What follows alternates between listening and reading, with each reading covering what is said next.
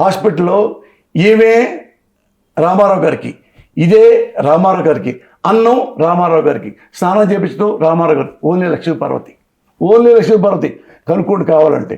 ఒక అబద్ధం వాడినే మట్టి తీసేసుకుంటా.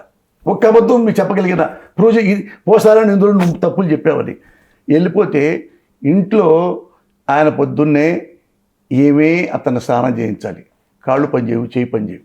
రామారావు జబర్దస్త్ చెప్తున్నా, 2 కళ్ళు తనే కూర్చొని చిన్న పిల్లవాడికి ఎలా ఒక బిడ్డకి ఒక మనవాళ్ళకి ఎలా స్నానం చేపిస్తూ ఆ రామారావు గారు స్నానం చేయించి, రామారావు సొల్లు గారుతుంటే ఆయన పళ్ళులు సొల్లు గారుతుంటే ఆమె తుడుచుకునే గుడ్డతో అన్నం పెట్టి, ఇవన్నీ ఎవరికి తెలుసు? ఏ క్యారెక్టర్లెస్ లేడీ అయినా ఇలా చేస్తుందా?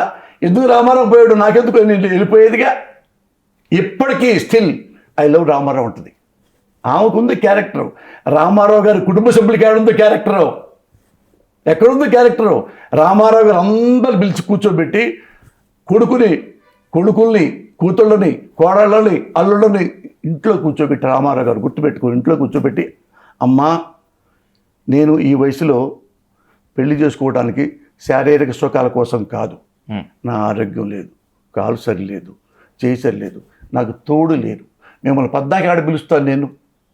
నాకు ట్యాబ్లెట్ వేసుకోవాలి, ఎవరిస్తారు? అన్నం వండి పెడతారు ఎవరు? నువ్వు అన్నం క్యారేజీ పెట్టగలవు.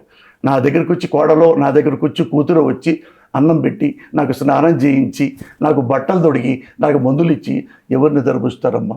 మీ కుటుంబాలు మీకున్నాయి. సేమ్ టైం అన్ని డబ్బులు మీకు ఇచ్చేసా.